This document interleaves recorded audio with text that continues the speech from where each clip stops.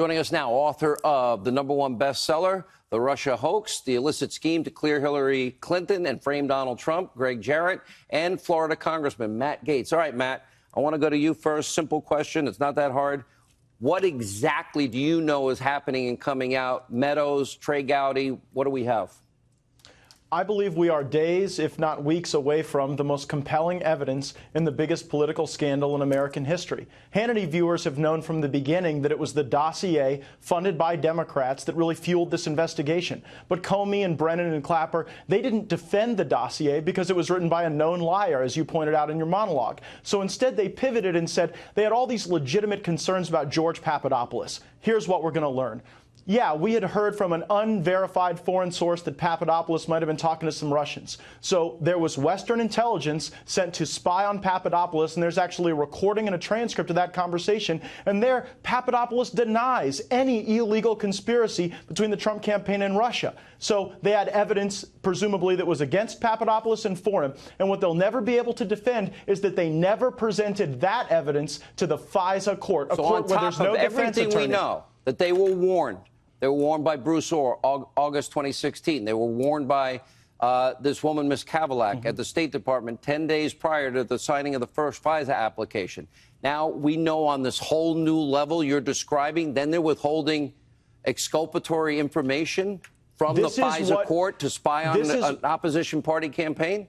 Absolutely. This is what Attorney General Barr means when he talks about them putting their thumb on the scale. The government has an obligation before a secret court with no defense attorney to present all of the exculpatory evidence that they've provided, all the exculpatory evidence. Here, they only presented evidence that would cast people associated with the Trump campaign in a bad light without their multiple professions of innocence. Now, Comey and Clapper and Brennan are all going to say, well, Papadopoulos might have known he was being surveilled when he said none of this stuff was actually happening, but there's still no excuse for why that didn't go before a court, and I'm sure Gregg Jarrett can explain all of the laws and rules that they broke in well, why don't I just let you fraud. host the show, Gaetz? I mean, you know, by the way, I have a friend of mine in the studio, and that's why I was talking before. Go ahead. Congressman Gaetz is absolutely correct. There's an extra duty that the FBI, James Comey, and Sally Yates at the DOJ had when they presented their warrant application to spy on somebody. If they have exculpatory evidence, they have to provide that. Not only that, as you've pointed out, all of the information has to be verified. If they discover later on that it's not verified or they were wrong, they have to immediately notify the court that we got it wrong, you must now reconsider. They didn't do any of that. That's a fraud on the court and five other felonies. It is a premeditated fraud. It is lying by omission, not highlighting who paid for it. Right. It's not verified. They were warned twice, maybe 3 times. They withheld exculpatory evidence. This is the highest level to, one, impact an election and the outcome. Right. Also the person that they saved from clear indictment.